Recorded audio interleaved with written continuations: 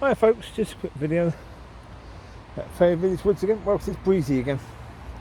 It has been raining, so it's going to be a bit moist, but it's also breezy, and breezy seems to be the bigger issue, windy. Yeah, if I go to any other places, the volume, is a bit impacted by the fact that all you can really hear is the wind. So here, it's not too bad in that way. So that's why I figured I'd come this way instead. I've never gone this way, so I'm going to go this way. Yeah, I've never gone this way. I always go down there and down that main path.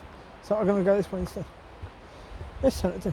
Right, so there's a few subjects. The first subject will be, hopefully an end to the point I've been talking about relationships and talking about the fact that when it comes down to it, if you're with the right person, then you should be enhancing each other. And if that's not evident, then basically your relationship isn't as it should be. I mean, I would go so far as to suggest you should actually be breaking up with that person. Really. Certainly if you've not been enhancing each other and there's no evidence you ever have, then probably end it. Yeah, because there seems to be evidence that you're not really supposed to be together. That seems to be true. Now, even in case if you have enhanced each other at the beginning but now not, then certainly see if you can correct it. If you can't correct it, then end it. Yep. Put it this way: you may be the right people for each other, but you may have started wrong and continued wrong, and what you might need to do is reset. You might need to reset the relationship. We're still back on that original path anyway. Okay. Because there's a sign saying Fair Village. Cool. Okay. Yeah. So end it, and if you're still supposed to be together, then God will join you together again. But now you can do it properly. Now you can do it the way you should be, where you're doing all the things where you are going to be actually as one. Now, when you weren't before. Yeah, if you are as one in all things, well then, okay, you're doing really well. Yeah, you can pretty much say that you're with the right person. But again, you've got to be honest with yourselves about that, really. Are you really as one? Because, well, for example, do you think you're better off? Do you think you work well because you spend quite a lot of time apart? Because if you think you work well because you're spending quite a lot of time apart, then you probably aren't doing so well when you get together. So that's the case. I mean, I've had neighbours in the place I'm in for a number of years, and a few of the sets of neighbours work brilliantly well when they're not together, but then when they come together, suddenly there's arguments, there's fights, there's a lot of shouting, because they're not supposed to be together. They're the wrong people for each other. But of course, because most of the time they're apart, they think that they care about each other, so they think they should be together because they seem to get on well when they're apart. And maybe they're speaking on the phone or whatever, and they're getting on well when they're speaking on the phone. But when they're actually face to face in a relationship together, suddenly they don't get along so well. Yeah, you're not supposed to be together. That's why. Well, like if you spend basically one quality day with the person that you're with your husband or wife, and you think that's good, it isn't. There's 7 days in a week. You spend one quality day together, you should be going for at least 2 or 3. Yeah, okay, work might get in the way, but come on. Never accept minimal as enough. Yeah. And if one of you is accepting minimal as enough, then that suggests you're not supposed to be together. It is the case that most people in the world aren't with the right person. They're with the wrong person. That's why relationships break up all the blinking time. Because they're not with the right people. It's evident, just look at the figures, it's evident. That's why divorce goes through the blinking roof. Because people aren't with the right people. They just basically get with somebody because it's better being with somebody than being on your own. And it's like, no. So are we supposed to expect that in the church it's going to be any different? What, led by the people that are leading the church? Of course it's not going to be any different. It'll be exactly the same. Yeah. So get it right with God. Spend time with God about your relationship. But if you are doing if you're doing well with God, and you think that maybe at some point in the future you're going to have a relationship with God and you're going to have a ministry of some sort, but your husband or wife isn't with you on that, yeah, maybe they don't believe, or maybe that they're just not at the same understanding as you are and they don't really care about that, so they're going off in their direction, you're going off in yours. If you start doing well with God, the devil is going to use your relationship to try and to attack you. And he's going to pull your relationship apart even more, because there's already a gap. There's already these things that you're not putting together on, and the devil's going to come in and use that. You know, it's not God's will for you to have a relationship where you're not putting together. Simple. You should be putting together. If you're not, then you're not doing things according to God's will. It's quite likely you married the person you're not supposed to. And so it's common, very common. I'd suggest probably about 90% of people marry the wrong people. And if you're arrogant enough to think that it isn't you, then good luck. Yeah. Yeah. That's the reality. I mean, look. You know, yeah, put it this way. I'm not saying this because I still want to be with the person that I was doing the stand on. Yeah, at some point in time, I would have, I imagine if I'm still in the same area, that at some point in time I'm going to bump into this person, and I really don't want to. I really do. I went from being absolutely in love with this person to not liking her. Yeah, I just don't like her. I don't like the way she's dealt with things. Yeah, I don't. To me, if you've got a problem with someone, deal with it.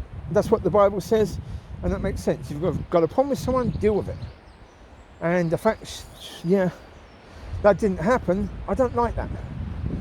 Yeah, that's a problem for me. And yeah, also what's the problem is that the worst times I had during that stand were all involving her.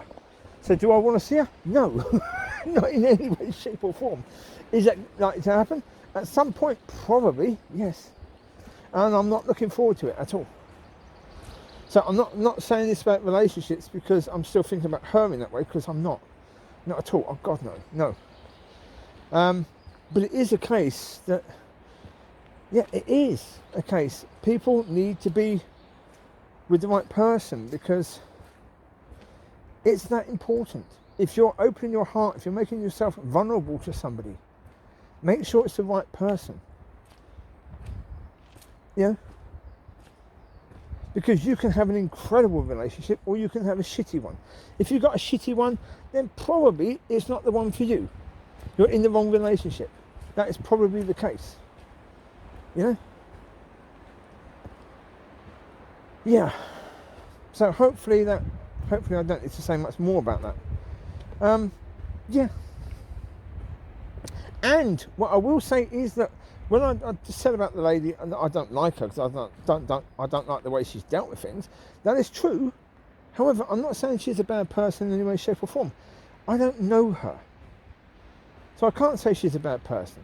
What I can say is obviously she's shown signs that she hasn't learnt how to deal with these things in the right way. Okay? I'm pretty certain that there are things that I don't deal with in the right way. So I'm not judging her on that. I'm simply saying I don't want to see her because of those reasons. Simple. You know. I wish her well, absolutely. And I hope that she's in one of those 10%, because if she's not, guarantee you one thing. Yeah, marriage can be beautiful. Can be beautiful. Divorce really can't be. You know, divorce, generally speaking, isn't beautiful. The only time divorce is beautiful is when you're with someone who's incredibly toxic, and you finally realise and you get out of that relationship and you're able to breathe. Then it's beautiful. But, you know, for most people, divorce is unpleasant, to say the least. It's a lot easier now on people than it used to be. It's not quite as unpleasant now as it used to be over the past years, but it's still unpleasant. It's not a good thing. So, yeah, I don't wish that on anybody. However, if you're in a bad relationship, I'd much prefer you divorced and then end up with the right person than stayed in a relationship that wasn't the relationship for you. Simple as that, really. It is.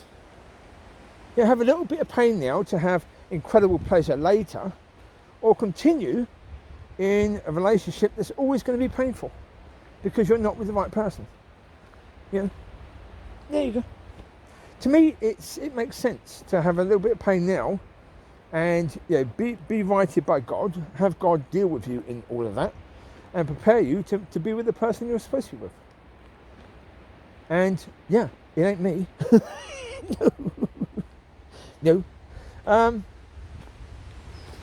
Second point, I saw something today on YouTube talking about the question being, because there is that question within society right now, where women say, my body, my choice, talking about abortion, talking about vaccines or whatever.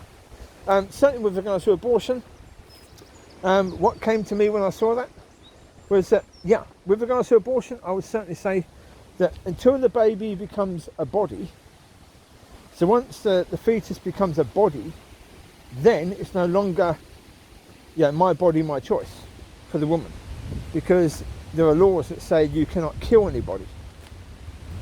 In our societies, we have laws that say that murder is when you kill somebody. Now, if that baby has a body, that baby is now part of somebody, it's part of anybody. You're not allowed to kill anybody, so therefore you're not allowed to kill the baby. Once that baby has a body, you can't kill it, because now it's not about your body, it's about the baby's body. It's about the baby's life, not about your life anymore, it's about the baby's life. Once that fetus is a life, once that fetus is a body, then no, sorry. Up until then, I completely agree, and I would certainly say, I don't know at what point a fetus becomes a body. If you know, feel free. Comment on and feel free to say, okay, it's normally at this time, whatever weeks, 8 weeks or whatever. I don't know. I have no idea when that would be. But I would certainly suggest that once that is the case, I just had a snap of wood behind me. I wonder what that was. Well, because you often have people walk behind me and they catch me up very, very quickly because I walk so slowly. Well, I try and walk slowly to prevent the shudder and all that. But yeah, what I was saying is that I don't know when that would be counted. But I'd certainly say once that is the case, then it should be illegal having an abortion beyond that stage, unless it's on extreme circumstances. And I'd say even normally, you've got things like the morning after pill. I think the morning after pill should be easier for women to get, a lot easier. It should be like getting the pill. Once they get the pill, they should get the morning after pill with it as well. So that in case they're concerned, or maybe they weren't using protection, they can just use the morning after pill and that'll deal with it. Okay, fine. I don't know. I mean, that's one option. Again, I don't know the science behind even the morning after pill, so I don't know what impact that could have. I would certainly say the morning after conception, or the morning after sex. I don't think that that there will be a child or a life in the womb at that point in time. It's getting there, but it's not quite there. So, nowhere near there, really. So therefore, no. That's understandable. Okay. If you want to do, have unprotected sex and do all of that, then okay, that's available. But normally speaking, wouldn't be a case at months later. And also with regards to, come on, why is it even that point about if somebody's raped? Why is that in the question? Because if someone is raped, surely wouldn't the doctors or someone else give that person a morning after pill just in case? Wouldn't that be the case? Shouldn't that be the case? That if a woman is raped and the rapist did until conclusion sort of thing, and therefore it's possible the woman could be pregnant from that, then surely they would give that. Because look, a woman who's been raped, if she then gets pregnant and she has to have an abortion, that's two horrific things she's going to have to go through. So certainly help her not to go through that. I think you'll understand I'm not an expert on this at all. No. I just saw it, and that's what I got from it, and it just made sense. Maybe I should have stopped at that point and not said anymore, and that's quite possible. Yeah.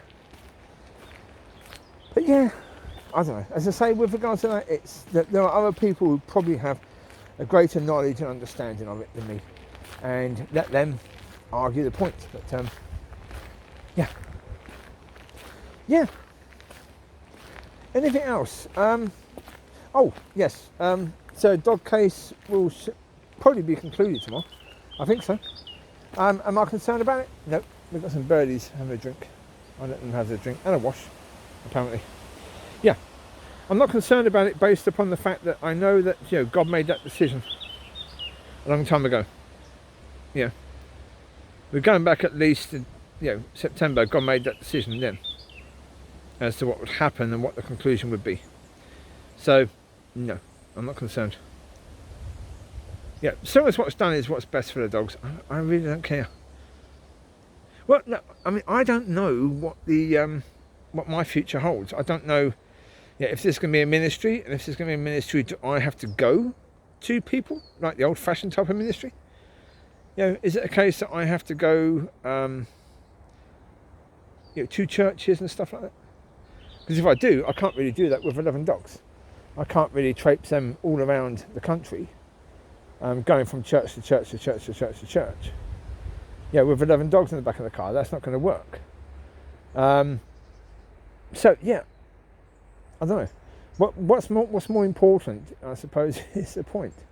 Yeah, if there is a ministry to be had, and if there is a ministry that I'm supposed to be walking in, and you know, sharing what God has given me, if it's important that I do that, which I don't know if it is, because of course, am I sharing it now? Yes. And do I therefore need to go to churches? Not necessarily. They can listen to what I've said on video. But I don't know, in the end, the decision is God's, not mine. And as I say, that decision was made a long time ago. It seems as the birds have finished their washing and stuff, so cool. They found a little puddle to go in. That's cool. There you go, birdies. Hope you had a good wash. They found a bit of water to wash in, so that's good.